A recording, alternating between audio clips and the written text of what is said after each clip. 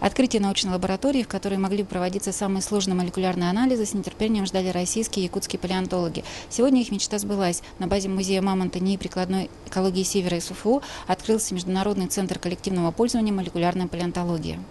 Молекулярная палеонтология – уникальная лаборатория, созданная в рамках проекта по клонированию мамонтов «Возрождение мамонта», который реализуется учеными СФУ совместно с Корейским фондом биотехнологических исследований СААМ. Впрочем, этим работа центра ограничиваться не будет. Здесь могут проводить исследования ученые со всей России и из-за рубежа, поэтому его открытие – событие без преувеличения российского масштаба. Подтверждением тому – участие в открытии палеонтологов с мировым именем. Такие связи наших ученых Северо-Восточного федерального университета, они гораздо шире.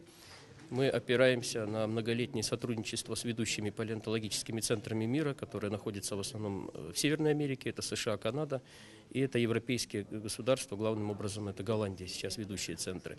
Ну и в связи с тем, что за последние годы появилось очень много нового в генетике, в молекулярной биологии, то мы, конечно же, используем лучшие наработки азиатских ученых. Это прежде всего японцы, которые давно были нашими партнерами, ну и Южная Корея, которая сейчас является соучредителем данного центра коллективного пользования. Южнокорейская сторона, она предоставила часть оборудования, большая часть оборудования для центра, она приобретена в рамках программы развития Северо-Восточного федерального университета. Ну и в рамках данной лаборатории будут работать ученые, как минимум 6 стран. Это по-своему уникальная лаборатория, потому что она создается исключительно под палеообъекты. Это могут быть и растения, и микроорганизмы, ну и в конце концов мамонт и древний человек тоже. Дело в том, что создать подобную лабораторию достаточно дорого и сложно, содержать ее тоже требует больших финансовых вложений.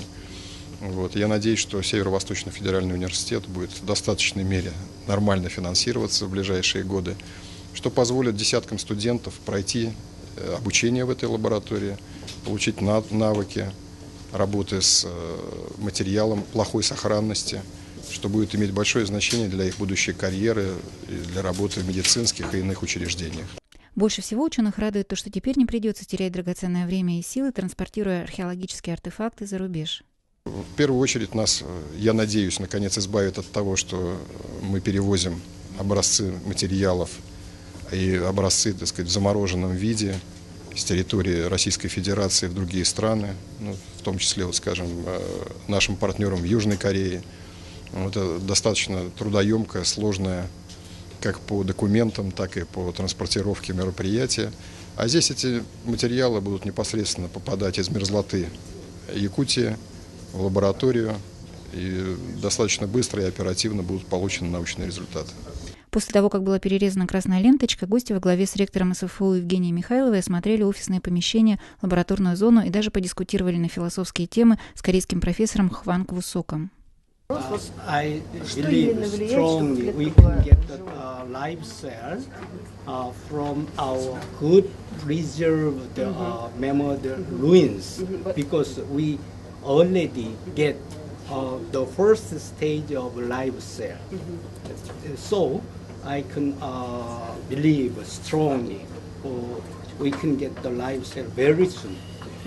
In a few years. Да, если образец хорошо сохранился, то в принципе можно живую клетку оттуда. Через несколько лет. Нет, живая, имеется в виду живая клетка, которая функционирует, живет, в ней идут все биохимические процессы. Вот это и есть живая клетка. If we try to culture in the incubator, then we can recognize very easily under the microscope this cell live or not live, very easily recognize. Мы под микроскопом, если культивируем эту клетку, мы можем только определить, эта клетка живая или нет, она сохранилась. Он говорит, очень легко определить, живая эта клетка или не живая под микроскопом. Завершилось мероприятие торжественным напутствием и традиционным фуршетом, специально для которого был изготовлен торт и, конечно, с эмблемой проекта «Возрождение мамонта». Для того, чтобы лаборатория заработала в полную силу, осталось совсем немного. Нужно привести и установить аппарат для выделения ДНК. Как нам стало известно, буквально сегодня он прибыл в Якутск. Как только он будет установлен, ученые займутся выделением ДНК малоляховского мамонта. Результаты обещают уже через пару лет. Галина Мазалевская, Николай Необутов, ЕСИА.